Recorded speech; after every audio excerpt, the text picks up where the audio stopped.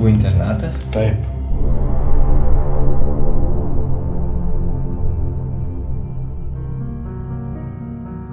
Sveiki. Šiandien mes jums atskleisime kai ką įdomaus. Kiekviename užmirštame kampelėje slypi istorija.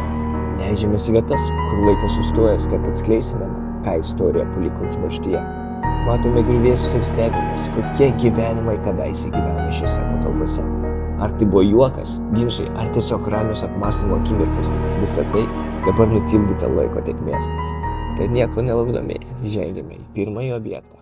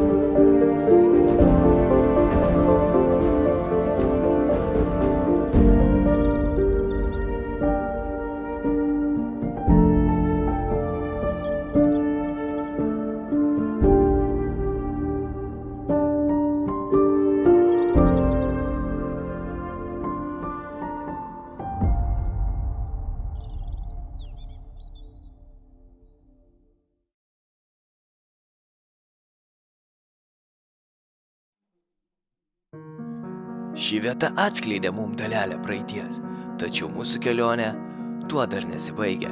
Kviečiu jūs tęsti šį pasivaikščiojimą užmarštimi. Toliau mūsų žingsniai veda į vietą, kur prieš daugelį metų kiekviena diena turėjo savo ritmą ir istoriją. Ženkime į šią užmirštą erdvę ir pabandykime įsivaizduoti, kokius pasakojimus ji galėtų mums papasakoti.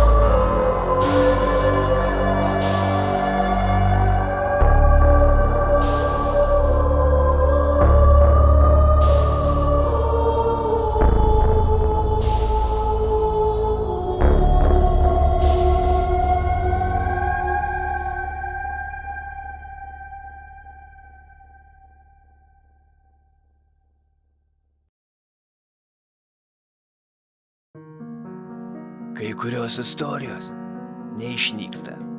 Jos slepiasi tarp dulkių ir uždarytų durų.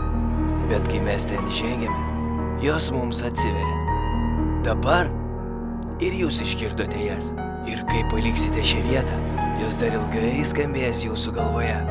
Štai tai praeitis suranda būdą išgyventi dabartyje. O dabar ir jūs esate jos dalis, nešančias šią istoriją dar vieną žingsnį pirmin.